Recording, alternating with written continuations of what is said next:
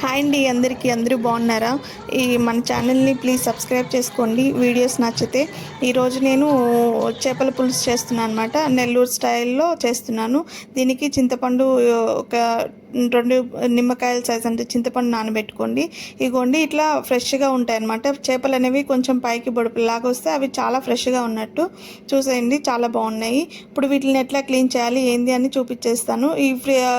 చేపల్లో కొంచెం నల్లగా ఉంటుంది కదండి, అదంతా ఇట్లా చేత్తో అనుకుంటే నీట్గా క్లీన్ అయిపోతుంది. ఆ తర్వాత ఇట్లా వాష్ చేసుకోండి. వాటర్ కింద పెట్టేసి, వాటర్ వేస్ట్ చేస్తున్నా అనుకోబాకండి. కొంచెం అట్లా తిప్పేసి పెట్టాను ఫస్ట్ కదా, అందుకని అట్లా పెట్టాను అనమాట. ఇట్లా గోర్లతో అనుకుంటే దానిపైన ఏమన్నా పులుసు అది ఇట్లా ఉంటే వచ్చేస్తుంది అనమాట నీట్గా. ఇట్లా బ్లాక్ది మొత్తం అంతా క్లీన్ చేసుకుని అన్ని ఫిషెస్ అట్లానే క్లీన్ చేసుకోండి. ఇక్కడ తల వస్తుంది కదా, తల భాగం అనేది ఎట్లా క్లీన్ చేస్తారు ఏంటిది అని చెప్పి చూస్తాము.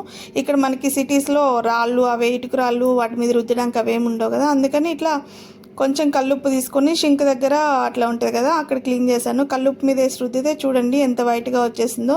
అట్లా బ్లాక్ ఉంటే తినలేం కదండి, అందుకని అట్లా నీట్గా వచ్చేస్తుంది. ఇప్పుడు రెండో దాన్ని కూడా అట్లానే చేద్దాము. దాంట్లో ఉన్న వేస్ట్ అదంతా తీసేసి దాన్ని నీట్గా కడిగేశాను. ఇప్పుడు ఇక్కడ చేపల ముక్కలు అనేవి వేసి వాటిని అక్కడ రౌండ్ సర్కిల్ గీస్తున్నా కదా, అక్కడ చూడండి నీట్గా క్లీన్ చేసేస్తాను వెంటనే. అంత స్మెల్ ఏమి ఉండదు. కొంచెం డెటాల్ వేసి క్లీన్ చేసేసుకోవచ్చు, ఏం స్మెల్ ఉండదు. ఇప్పుడు వీటిని ఎట్లా క్లీన్ చేయాలంటే స్మెల్ రాకుండా వీటిని కొంచెం కల్లుప్పు వేసేసి నిమ్మకాయ వేసేసి బాగా అట్లా చేయబెట్టి తిప్పుతున్నా కదా, అట్లా నీట్గా ఒక 2 మినిట్స్ 3 మినిట్స్ అట్లా నీట్గా తిప్పేసుకుంటే స్మెల్ ఏం రాదు. ఇప్పుడు అన్నిటినీ కొంచెం జల్లెగన్లో తీసుకొని ఇప్పుడు మళ్ళీ సెకండ్ టైం కూడా మళ్ళీ దాంట్లో ఆ గిన్నెలోనే ఇంతాక తిప్పాం కదా మనము, సేమ్ ఆ గిన్నెలోనే వేసేసి కొంచెం కల్లుప్పు, మళ్ళీ ఇంతాక హాఫ్ లెమన్ వేసాం కదా, ఇప్పుడు రిమైనింగ్ హాఫ్ లెమన్ వేసేసి దాన్ని నీట్గా ఇంతాక చూపించినట్టు ఇట్లా తిప్పేసాము. 2 టైమ్స్ కడిగేస్తే నీట్గా వస్తాయని, తెల్లగా కూడా వస్తాయి, ఏమి నల్లగా ఉండకుండా అట్లా నీట్గా క్లీన్ అయిపోతే స్మెల్ కూడా రాదనమాట. ఇప్పుడు టమాటా, ఆనియన్ తీసుకుందాము. దీంట్లోకి పౌడర్ చేసుకుందాము. ఈ పౌడర్ ఒక్కటే అండి దీనికి మసాలా అనేది, ఇంకా ఎటువంటి మసాలాలు అనేవి నేను యూజ్ చేయను. కొంచెం 2 టేబుల్ స్పూన్స్ మెంతులు, అట్లానే అవి కొంచెం వేగాక ఆవాలు కూడా వేసుకుందాం. ఇక్కడ ఇట్లా ఆవాలు ఒక 2 టేబుల్ స్పూన్స్ అట్లా వేసుకుందాము.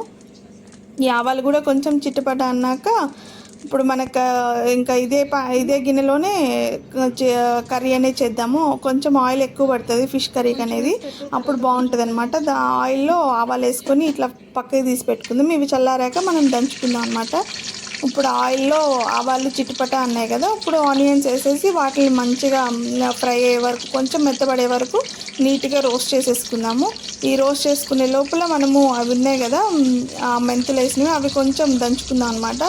ఇవి కొంచెం మంచిగా ఫ్రై చేసేసుకొని, ఇట్లా ఆయిల్ ఎక్కువైందని అనుకోబాకండి. కొంచెం మనకి ఫిష్ కర్రీకి అనేది ఆయిల్ ఎక్కువ పడుతుంది, ఆయిల్ కారం అనేది ఎక్కువ పడుతుంది దీనికి. ఇప్పుడు టమాటాలు ఇట్లా కట్ చేసేసుకుందాము. కట్ చేసుకొని కొంచెం ఆనియన్స్ ఫ్రై అయ్యాయి కదా, ఇప్పుడు దీంట్లో టమాటా వేసుకొని టమాటా కొంచెం మెత్తబడే వరకు మనం ఉంచుకుందాము. ఇప్పుడు టమాటా మెత్తబడాలంటే, కొంచెం త్వరగా మెత్తబడాలంటే ఉప్పు వేసుకుందాం. నేను దీంట్లో ఎక్కడ చూసినా కల్లుప్పు వేస్తున్నాను అండి. చూడండి, కల్లుప్పు వేస్తే కొంచెం మంచిగా ఉంటుంది అనమాట కర్రీ కూడా. ఇప్పుడు కొంచెం సైడ్కి చేసేసినాను ఫిష్ ఫ్రై కోసము, కొంచెం కర్రీకి కొంచెం ఫ్రైకి అని చెప్పి పక్కన పెట్టేశాను. మొత్తం కర్రీ చేసినా వేస్ట్ అయిపోతుంది. ఇప్పుడు కొంచెం టమాటా మెత్తబడింది కదా, దీంట్లోకి కొంచెం పసుపు, 2.5 టేబుల్ స్పూన్ కారం వేసాను. ఎందుకంటే ఫిష్ అనే దానిలోకి కొంచెం కారం అనేది, చింతపండు అనేది ఎక్కువ పడుతుంది అనమాట. పులుపు కారం ఎక్కువ వేస్తే నీట్గా ఉంటుంది, స్మెల్ నీట్గా ఉంటుంది అనమాట. స్మెల్ ఏం రాదు. చూడండి, ఇట్లా ఒకసారి ట్రై చేసి చూడండి, చాలా బాగుంటుంది అనమాట.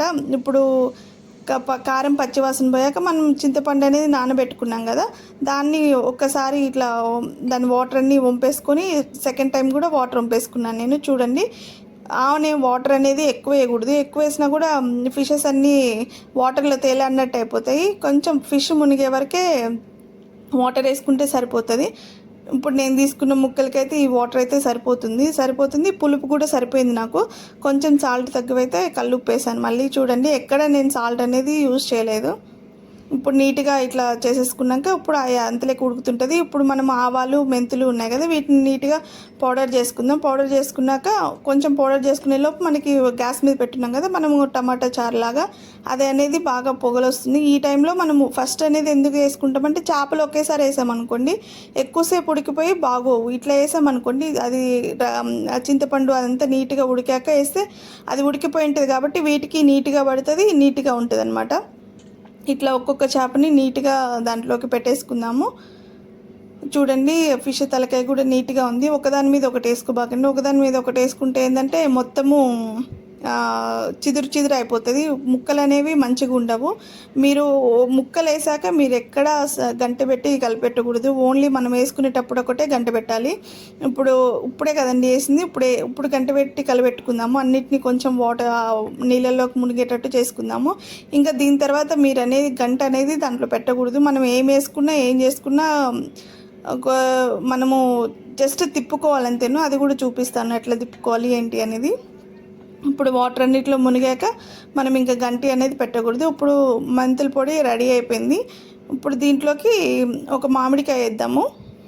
చిన్న సైజు మామిడికాయ తీసుకున్నాను, ఎందుకంటే ఆల్రెడీ చింతపండు పులుసు పోసాను కదా, అందుకని చిన్న సైజు మామిడికాయ ముక్క ఇట్లా ముక్కలు కోసేసి ఇప్పుడు ఫిష్ అనేది మనకి 70% అనేది కుక్ అయిపోయినాక ఆ స్మెల్ అంతా పోయినాక నీట్గా స్మెల్ వస్తుంటుంది, ఉడికింది అని మనకి కొంచెం తెలుస్తుంటుంది. ఆ టైంలో మామిడికాయ ముక్కేసుకొని ఇట్లా కలిపెట్టుకోవాలి, అంతేగాని మనమైతే గంట పెట్టగేసి కలిపెట్టకూడదు. ఇప్పుడు పౌడర్ కూడా రెడీ అయిపోయింది కదండి. ఆ పౌడర్ మనకి మామిడికాయ కూడా ఉడికినాక వేయాలి. లాస్ట్లో దింపుకుంటున్నాము, ఒక 2-3 మినిట్స్లో దింపుకుంటున్నాము అనేటప్పుడు మనం ఆ పౌడర్ వేయాలన్నమాట. ఇప్పుడు ఆ పౌడర్ కూడా వేసేసి నీట్గా కలిపేసుకుందాము. ఈ పౌడర్ అనేది వేస్తే పులుసు చిక్కగా అవుతుందండి, అందుకనే వేస్తాము. టేస్ట్ కూడా బాగుంటుంది. పులుసు అంతట్లోకి అట్లా కలుస్తుంది. ఆయిల్ పైకి తేలింది కదా, అట్లా పైకి తేలితే మొత్తం ఉడికిపోయినట్టు మనకి కర్రీ అనేది. ఇప్పుడు దింపేసుకునేటప్పుడు మనము ఆ పౌడర్ వేసుకొని దాంట్లో కొంచెం కొత్తిమీర వేసేసుకుందాము. అది కొత్తిమీర కొంచెం వేసాను, దానికి కొంచెం కరివేపాకు వేసేసుకొని దింపేసుకుందాం లాస్ట్ 2 మినిట్స్లో. ఇంతే అండి, ఫిష్ కర్రీ ఎంతో రుచిగా ఉండే ఫిష్ కర్రీ రెడీ అయిపోయింది. థ్యాంక్ యూ అండి, thank you for watching. Please subscribe చేసుకోండి మన ఛానల్ని. ఇట్లానే కరివేపాకు మొత్తం ఇట్లానే వేసేస్తాను, అంటే జస్ట్ దాంట్లోకి ఆ కరివేపాకు స్మెల్ అనేది దిగితే. థ్యాంక్ యూ అండి, thank you for watching. Please మన ఛానల్ని సబ్స్క్రైబ్ చేసుకోండి. మీకు నచ్చితేనే ఒకసారి కర్రీని ట్రై చేసి చూడండి, కామెంట్ చేయండి. థ్యాంక్